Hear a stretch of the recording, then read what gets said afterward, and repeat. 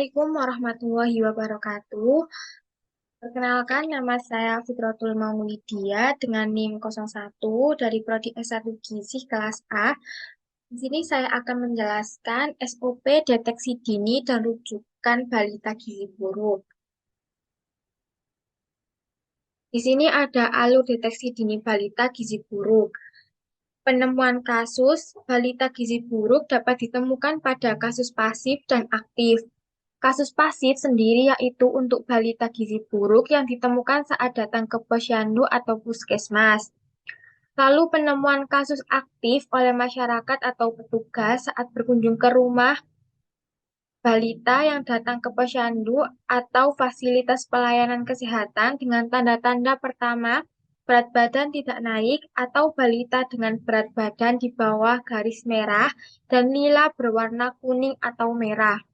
Jika balita yang datang dengan tanda-tanda tersebut, maka perlu dirujuk ke puskesmas atau fasilitas pelayanan kesehatan lainnya untuk dilakukan konfirmasi status gizinya dengan pemeriksaan klinis dan antropometri dengan menggunakan indikator berat badan berdasarkan panjang badan atau berat badan berdasarkan tinggi badan dan lila. Lalu pada bayi atau balita yang ditemukan pada saat kunjungan rumah dengan kondisi sebagai berikut. Yang pertama, balita yang terindikasi mengalami hambatan pertumbuhan. Yang kedua, balita berusia 6 sampai 59 bulan dengan lila warna kuning dan merah. Yang ketiga, balita dengan edema bilateral. Yang keempat, balita yang nampak kurus.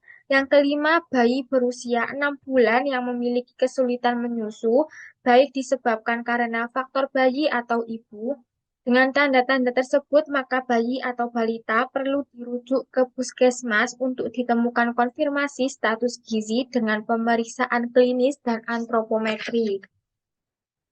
Menggunakan indikator berdasarkan berat badan menurut panjang badan dan berat badan menurut tinggi badan atau lila.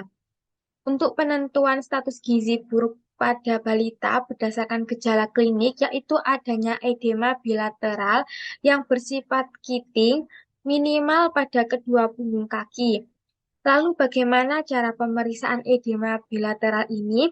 Yang pertama, lakukan pemeriksaan kedua punggung kaki atau tangan, kemudian tekan lembut dengan kedua ibu jari pada bagian punggung kaki atau tangan dan hitung dengan 3 detik. Kemudian angkat ibu jari jika bekas tekanan tersebut tertinggal pada kedua punggung kaki atau tangan, maka menunjukkan anak tersebut mengalami edema. Lalu bisa dikatakan balita menderita gizi kurang jika ditemukan satu atau lebih tanda-tanda berikut. Berat badan berdasarkan panjang badan atau berat badan berdasarkan tinggi badan, min 3 SD sampai min 2 SD. Yang kedua, lila antara 11,5 cm sampai kurang dari 12,5 cm pada usia 6 sampai 59 bulan. Yang ketiga, tidak ada edema. Kemudian dengan balita gizi kurang ini disarankan datang ke posyandu rutin setiap bulan untuk dipantau berat badannya dan diberikan konseling PMBA dan konseling pemberian makan sesuai usia anak untuk menjaga terjadinya gizi buruk. Kemudian balita dikatakan menderita gizi buruk apabila ditemukan tanda-tanda berikut. Adanya edema, yang kedua, berat badan berdasarkan panjang badan atau berat badan berdasarkan tinggi badan kurang dari min 3, lila kurang dari 11,5 cm pada anak usia 6 sampai 59 bulan.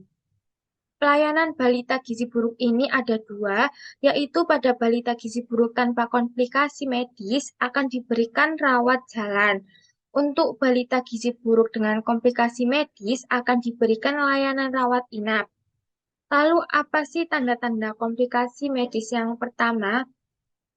Ada anorelaksia, yang kedua dehidrasi berat, ditandai dengan muntah terus-menerus dan diare, yang ketiga penurunan kesadaran, keempat demam yang tinggi, kelima pneumonia berat ditandai dengan sulit bernafas, keenam anemia berat.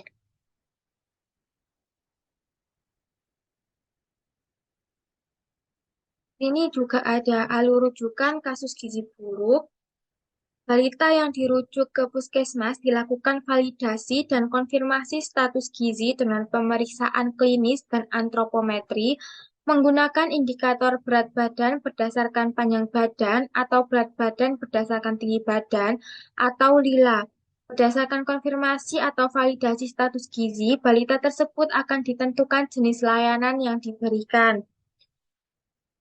Untuk balita gizi buruk tanpa komplikasi medis akan diberikan layanan rawat jalan dan balita gizi buruk dengan komplikasi medis akan diberikan rawat inap. Bayi yang berusia kurang dari 6 bulan yang menderita gizi buruk dan balita berusia lebih dari 6 bulan dengan berat badan kurang dari 4 kilogram akan dirujuk ke rumah sakit untuk mendapatkan layanan rawat inap. Kemudian balita gizi kurang atau buruk yang dirawat inap akan dipantau dan dievaluasi. Jika bayi atau balita dikatakan tidak membaik, akan dievaluasi dan dicari penyebabnya.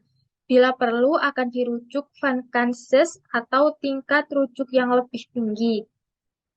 Lalu bayi atau balita gizi buruk dikatakan membaik apabila bayi atau balita dirawat inap pada fase rehabilitasi dan akan dipindahkan ke rawat jalan. Balita yang dikatakan sembuh bila dirawat di rumah sakit dan dapat dirujuk balik ke puskesmas untuk mendapatkan pengawasan dan anjuran kontrol serta pemantauan pertumbuhan rutin di posyandu. Bila dirawat di puskesmas, dianjurkan melakukan pemantauan pertumbuhan secara rutin di posyandu. Terima kasih, itu saja penjelasan dari saya. Selebihnya saya mohon maaf. Assalamualaikum warahmatullahi wabarakatuh.